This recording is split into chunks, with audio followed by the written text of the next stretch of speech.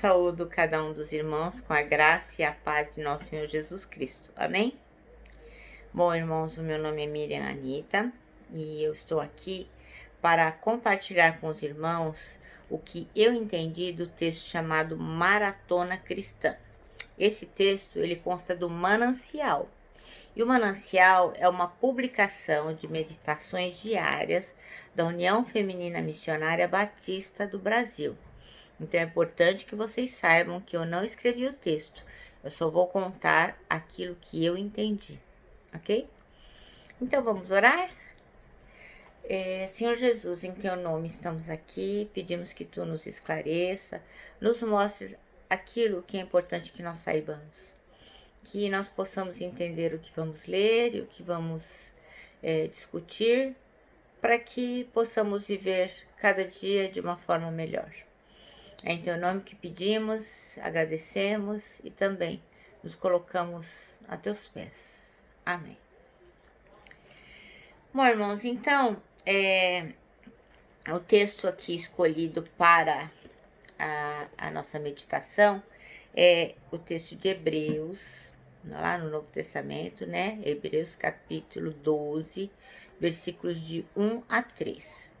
E diz assim: Portanto, também nós, uma vez que estamos rodeados por tão grande nuvem de testemunhas, livremo-nos de tudo que nos atrapalha e dos pecados que nos envolvem, e corramos com perseverança a corrida que nos é proposta, tendo os olhos fitos em Jesus, autor e consumador da nossa fé.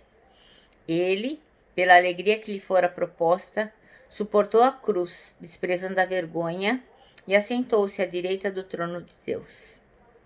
Pensem bem, naquele que suportou tal oposição dos pecadores contra si mesmo, para que vocês não se cansem nem desanimem.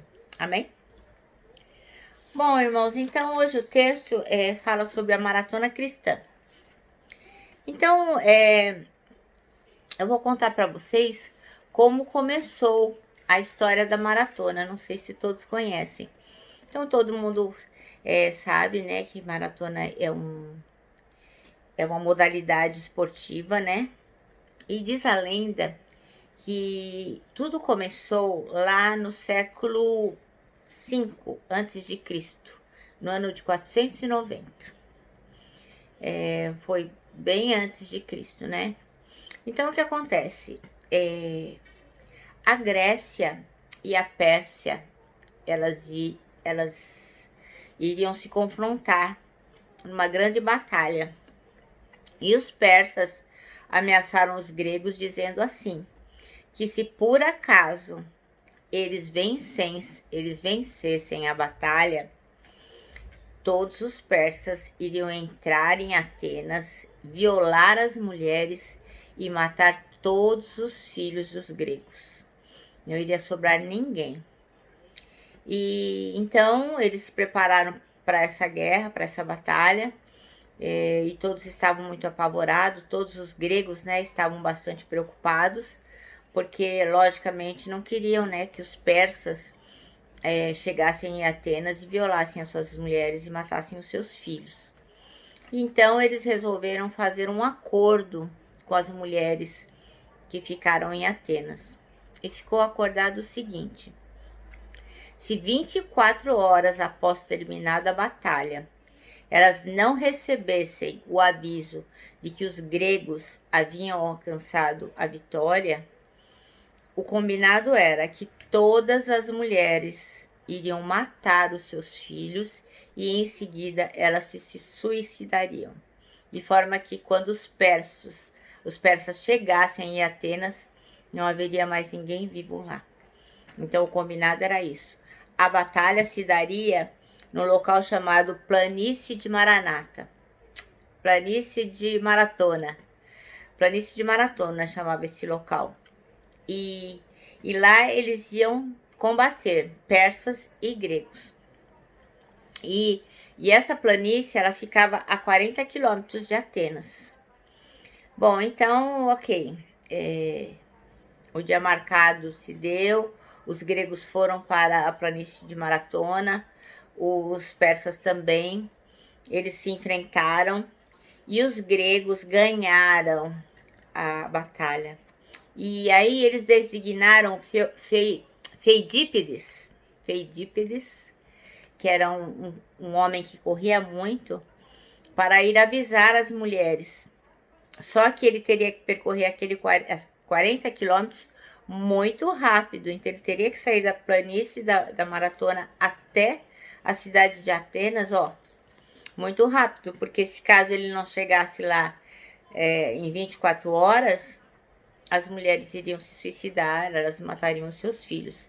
E conta a história que assim que Feudípides chegou em Atenas, ele estava tão exausto, que só deu tempo de ele dizer para as mulheres: vencemos. E assim que ele disse isso, ele caiu morto. Bom, fato é que ninguém sabe dizer se é verdade ou não essa história, mas por curiosidade, a primeira maratona, então, em homenagem à planície onde ocorreu a batalha entre gregos e persas, ocorreu em 1896, já, logicamente, aqui na modernidade.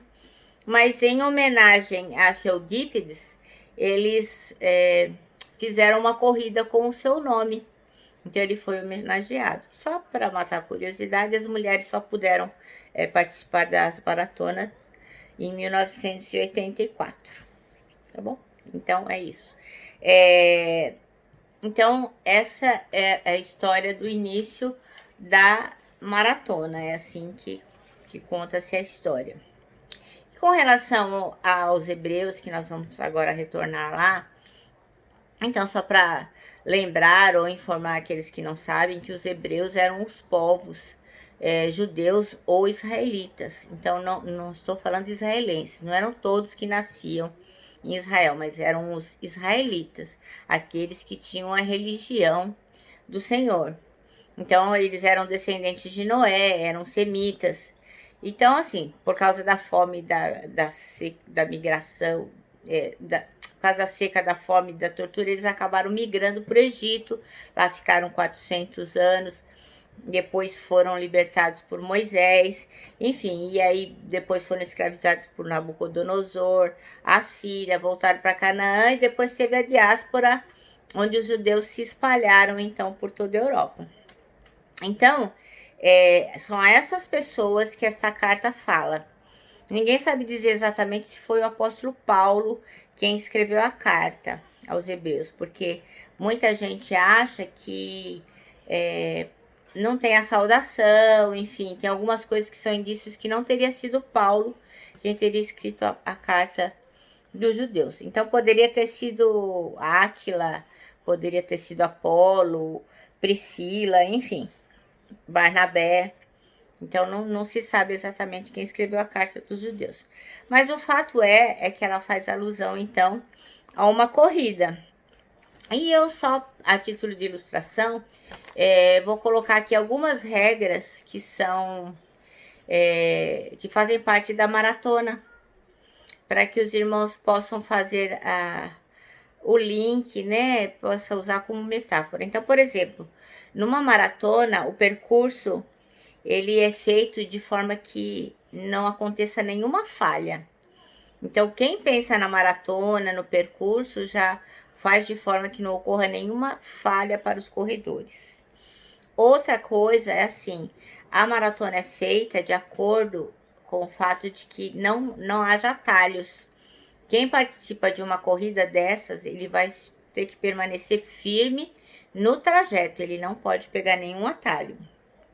Outra coisa é que em cada quilômetro que o maratonista vai correndo, ali deve ter um local para ele tomar água, para ele se refrescar. Então, à medida que ele vai correndo, ele vai se hidratando assim, né? Também tem pessoas que vão orientar para que eles não se percam. A maratona tem um nível máximo de desnível. Então, o maratonista não pode correr num desnível total, ele tem que seguir ali um percurso dentro da regra. Então, sempre tem que ter estações de descanso. Então, enquanto você está correndo a maratona, se você se cansar, você pode até descansar um pouco, mas você não deve parar. Então, as pessoas que participam de uma maratona, elas têm que correr o caminho estabelecido, né? Para que elas possam alcançar a vitória. Então, diante dessas regras da maratona, é que nós vamos então voltar aqui para o nosso texto, escrito pelo pastor Fábio Martins, e nós vamos poder nos lembrar de algumas coisas. Então ele escolheu o versículo 1, que diz assim: corramos com perseverança a corrida que nos é proposta, que é o versículo 1. Então o pastor Fábio fala que o autor de Hebreus, que a gente não sabe quem é, escreve a uma comunidade cansada da perseguição. Os hebreus, essas pessoas para quem o autor escreve, eram hebreus, eram judeus de nascença. Então, assim, eles tinham se convertido ao cristianismo e eles eram muito perseguidos, porque os outros judeus que não haviam se convertido queriam que eles voltassem à lei de Moisés, a seguir os sacrifícios lá dos animais, enfim. Queriam que eles deixassem de ser cristãos e voltassem à lei de Moisés.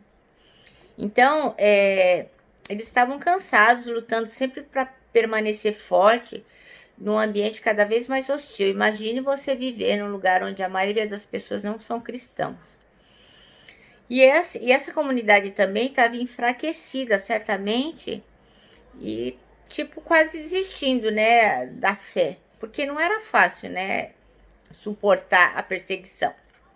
Então o escritor compara a vida cristã a uma corrida olímpica de longa distância, como se fosse uma maratona, né? Então ele fala que lá no capítulo 11, os espectadores dessa maratona, bem como os exemplos de vida que deram, era com a finalidade de estimular os cristãos a não desanimar. E quem são essas testemunhas, esses espectadores da maratona? Lá no capítulo 11 ele fala sobre Abel, Enoque, Noé, Abraão, Moisés, Jacó, fala de Gideão, Raabe.